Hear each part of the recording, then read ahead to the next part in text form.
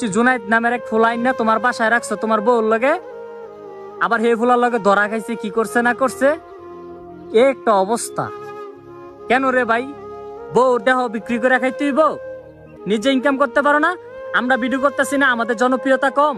এবার বহু ব্যবসায়ী ইমরান তালুকদার এবং জুনায়েদ বিপির গোপন রহস্য ফাঁস করে দিল আমাদের প্রিয় সাদ্দাম ভাই।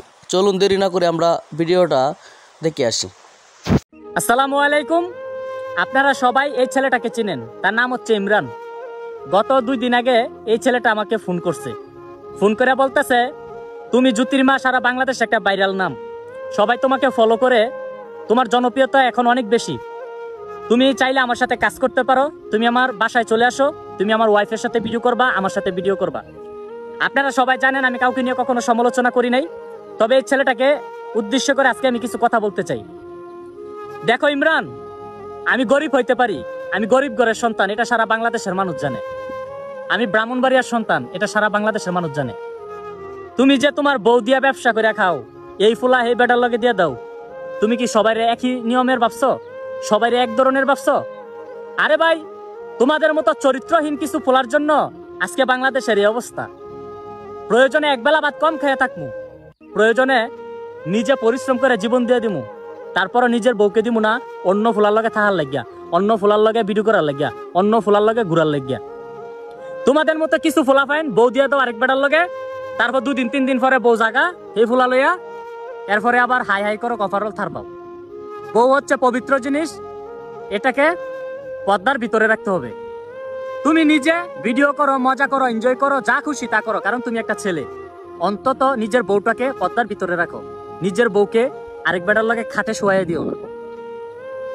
2 দিন পরে আবার কপালও থার বাইবা, কইবা আমার বউ আরেক বেটা লয়ে গেছে গা। এটার জন্য তোমার বউ তাই থাকবে না, এটার জন্য তুমি নিজেই দায়ী থাকবা। তোমার চরিত্রটা খুব খারাপ ভাই। তুমি 2 দিন পর পর একটা নাটক সাজাও, নিজের বউ দিয়ে দাও আরেক বেটার লগে ঘুমাইতো, আরেক বেটার বউ আবার তুমি আইনা ঘুমাও, তুমি আবার বয়স দাও, হে বেটা আবার বয়স দেয়।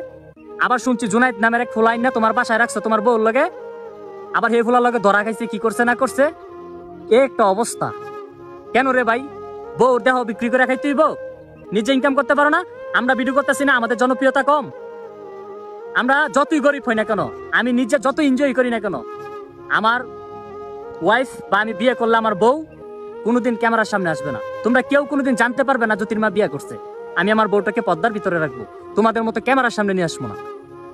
তো আমাকে তুমি নক দিছো, আমি তোমাকে বলতে চাই তোমার মতো ছেলের সাথে আমি ভিডিও করবো না। আমার এমনিতেই অনেক জনপ্রিয়তা আছে, অনেক মানুষ আমাকে ভালোবাসে।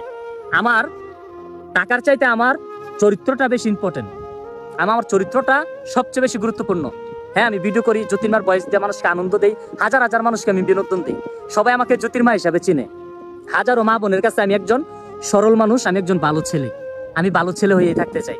তোমাদের মতো মানুষের সাথে ভিডিও কইরা নিজের ক্যারিয়ার নষ্ট করতে চাই না। সো কোনো সময় আর আমাকে নক করবা না, আর তোমার সাথে কাজ করার প্রশ্নই আসে না। আর তুমি বলছো না তোমার বউর সাথে ভিডিও করতে, তোমার বউর সাথে ভিডিও করার মতো সময় আমার নাই। আর এইসব 12 বাতারি মাইয়াদের সাথে সাদ্দাম কখনো ভিডিও করে না, জ্যোতির্মা কখনো ভিডিও করে না। সো ভালো থাকবা, নেক্সট টাইম এই ধরনের প্রস্তাব আমাকে দিবা না। আর এখনো সময় আছে, নিজের বউটারে সাবধান করো, পর্দার ভিতরে আনো। তুমি নিজে যা খুশি করো, অন্তত বউটারে হেফাজত রাখো। ভালো থেকো, সুস্থ থেকো, আল্লাহ হাফেজ।